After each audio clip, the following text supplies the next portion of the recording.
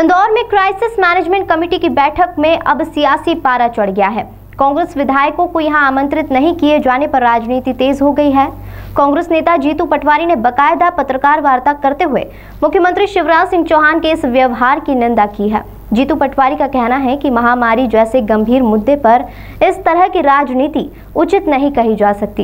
इससे पहले Jitu Patwari crisis management committee में शामिल होने भी पहुंचे थे, लेकिन अधिकारियों ने उन्हें आमंत्रण नहीं होने का हवाला देकर रवाना कर दिया था। इंदौर में मुख्यमंत्री शिवराज सिंह चौहान की यात्रा ने राजनीतिक माहौल को गर्म कर दिया है। क्राइसिस मैनेजमेंट कमेटी की बैठक में कांग्रेस विधायकों की नजरअंदाजी पर पार्टी भड़क गई है। दरअसल कांग्रेस इस बैठक में शामिल होने पहुंचे भी थे, लेकिन अधिकारियों ने उन्हें आमंत्रण नहीं होने का हवाला देकर रवाना कर दिया। इसके तुरंत बाद जीतू पटवारी ने अन्य स्थानीय कांग्रेस नेताओं के साथ मिलकर मीडिया से चर्चा की। जीतू पटवारी का कहना है कि आम जनता से जुड़े गंभीर मुद्दों पर कांग्रेस विधायकों के साथ इस तरह का व्यवहार कहीं न कहीं जनादेश का अपमान है।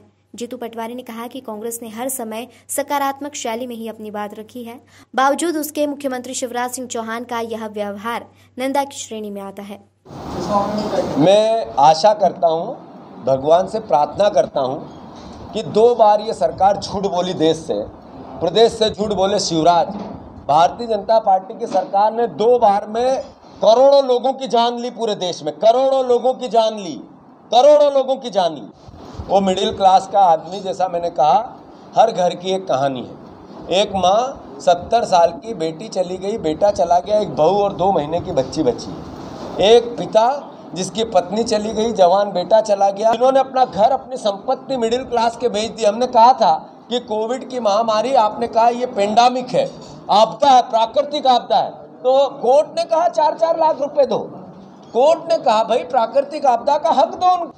वो मिडिल क्लास का आदमी, जैसा मैंने कहा, हर घर की एक कहानी है। एक माँ 70 साल की बेटी चली गई, बेटा चला गया, एक बहू और 2 महीने की बच्ची बची। एक पिता जिसकी पत्नी चली गई, जवान बेटा चला गया, उसकी बहू और उसका एक, आपने कहा ये पेंडेमिक है, आपदा है, प्राकृतिक आपदा है, तो कोर्ट ने कहा 4-4 लाख रुपए दो।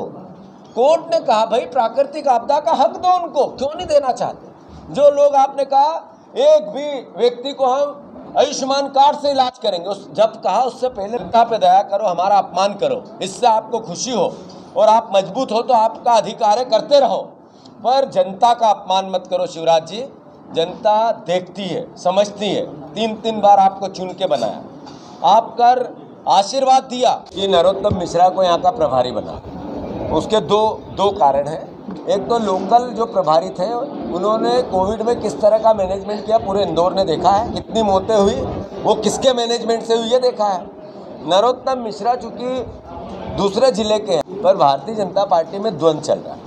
कुछ लोग आपस में शिवराज के खिलाफ एक लॉबिंग कर रहे हैं, जो आप लोगों के माध्यम से हम लोगों को पता चलती है। तो फिर शिवराज सिंह जी ये बताने में लगते हैं कि नहीं सब ठीक है, इसलिए फिर डिनर करो। तो 8 मंत्री उस डिनर में, पर कैलाश विजयवर्गीय जिन्होंने कहा कि मैं भविष्यवक्ता नहीं हूँ कि शिवराज सिंह जी के नेतृत्व में अगला चुनाव हो।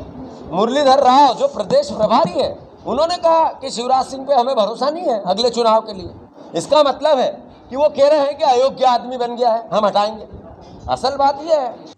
जीतू पटवारी ने यह भी कहा कि कोरोना के इस बुरे दौर में ऑक्सीजन टैंकर के ड्राइवर से बात करने का दावा करने वाले मुख्यमंत्री शिवराज सिंह चौहान यदि ताकत से प्रधानमंत्री नरेंद्र मोदी से चर्चा करते तो शहर में ऑक्सीजन को लेकर।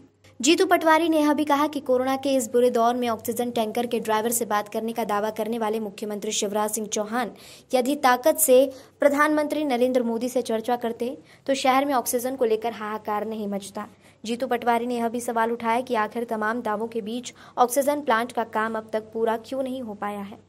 कि नरोत्तम मिश्रा को यहाँ का प्रभारी बना, उसके दो कारण हैं। एक तो लोकल जो प्रभारी थे, उन्होंने कोविड में किस तरह का मैनेजमेंट किया पूरे इंदौर ने देखा है। कितनी मौतें हुई, वो किसके मैनेजमेंट से हुई ये देखा है। नरोत्तम मिश्रा चूँकि दूसरे जिले के हैं, आएंगे तो न्याय करेंगे। इन पर आरोप लगाए संजय शुक्ला जी ने, जिन विधायकों से वो मुख्यमंत्री के साथ बैठकों में बैठते हैं और जो चुने हुए जनप्रतिनिधि उनको नहीं बिठाया जाता है, तो ये हरल्लों को बिठाया जाता है। तो ये पूरी तरह से बताना चाहते हैं कि जो इनकी असफलता है, ये कांग्रेस को उसमें इसलिए नहीं बिठाना चाहते हैं कि उजागर नहीं हो, इनकी वास्तविकता सामने नहीं आए। अब बाकी प्रदेश की जनता के बीच में हमें दर्द इस बात का है कि हमें नहीं आने दिया, कोई बात नहीं, पर मुख्यमंत्री जी, मैं मीडिया के माध्यम से ये सारे सवाल मैंने कांग्रेस पार्टी ने आपसे पूछे हैं। संजय शुक्ला जी, इन्होंने कहा कि मैं आप रुको मैं आ गया हूँ। मैंने कहा जब मुझे ही नहीं अंदर जाने दिया तो आप आपका अपमान क्यों करवाते हो? मैंने अनुरोध किया अधिकारी से, कलेक्टर का मुझे फ़ोन भी आया कि सर आप आमंत्रित नहीं हो। मेरे को एडीएम का फ़ोन आया कि आप आमंत्रित हो। तो ये मीडिया से परहेज कैसा, विपक्ष से परहेज कैसा? ये सारे सवाल आज लोकतंत्र के लिए इंदौर और मध्य प्रदेश के बीच में है। कांग्रेस पार्टी पूरे घटनाक्रम की निंदा तो करती है, पर सीएम से मांग करती है कि सीएम साहब ये सवाल जो हमने किए हैं इनका निराकरण करें, सरकार संज्ञान में ले। हम बात करना चाहते थे कि सर आपने कहा 1 लाख रुपया हम देंगे जो मृत्यु हुई कोविड से, पर जिनको सर्टिफिकेट कोविड से मृत्यु हो गई नहीं मिला, ये वो अंदर नहीं आने दिया। एक तरफ मुख्यमंत्री कहते हैं मिलकर लड़ना है इस युद्ध को, दूसरी तरफ कहते हैं तुम अछूत हो, कांग्रेस के हो इसलिए सवाल पूछोगे, इसलिए आपको अंदर नहीं जाने देना चाहते। क्या आज हॉस्पिटल के डॉक्टरों का सम्मान है? उन पुलिस कर्मियों की क्या गलती है जिन्होंने इस कोरोना के काल में अपना दम तोड़ दिया? आपने 50 लाख की घोषणा की थी, क्या हुआ उसका? 5-7 लोगों के नाम है, बाकी नाम नहीं है कोविड में, तो क्या होगा उस परिवार का? आप वो डॉक्टर कोरोना के जिन्होंने प्राइवेट सेक्टर से या आपने अलग से जिनको किया है कि मुझे नहीं घुसने दिया गया, जैसा नरेंद्र सलूजा जी ने कहा कि जो लोग जनप्रतिनिधि हैं, वो चाहे सांसद हो, विधायक हो बीजेपी के, वो सब मीटिंग में हैं, उनका लिस्ट में नाम है। हम कांग्रेस के 3 विधायक इंदौर शहर के आधी आबादी का प्रतिनिधित्व करते ही हैं, तो मैं मानता हूं कि उस आधी आबादी का अपना इंदौर की जनता का अपमान भी है इसमें। हमें नहीं आने दिया अंदर, उनकी इच्छा है, पर क्या इस तरीके से मिलकर कोरोना से लड़ना है? क्या इस तरीके से मिलकर तीसरी लहर से लड़ना है? हम मुख्यमंत्री को बताना, इसका वो प्राइवेट सेक्टर में काम करने वाला व्यक्ति है जिसने 20,000 30,000 की उसकी नौकरी है। ऐसे भी लोग हैं। गरीब के लिए अनाज की बात होती है, ये मिडिल क्लास इससे आज बोझ बन गया स्कूल की फीस का। स्कूल प्रेशर बनाते हैं, स्कूल की फीस भरो अन्यथा आपके बच्चे को लेके चले जाओ। वो मिडिल क्लास का आदमी, जैसा मैंने कहा, हर घर की एक कहानी है। एक माँ 70 साल की, बेटी चली गई, बेटा चला गया, एक बहू और 2 महीने की बच्ची बची। एक पिता जिसकी पत्नी चली गई, जवान बेटा चला गया, उसकी बहू और उसका, तो कोर्ट ने कहा 4-4 लाख रुपए दो।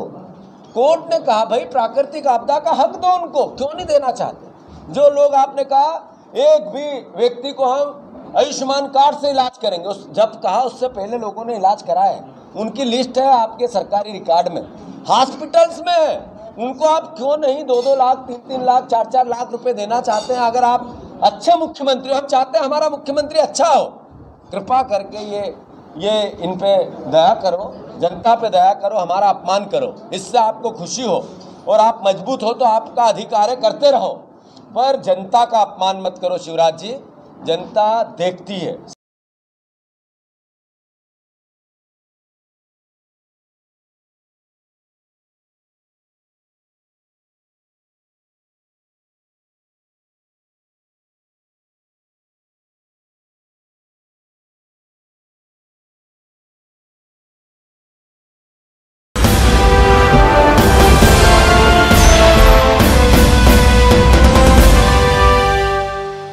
मध्य प्रदेश की आर्थिक राजधानी इंदौर शहर में फिर एक बार पुलिस ने फर्जी एडवाइजरी कंपनी संचालक को सतना से गिरफ्तार किया है।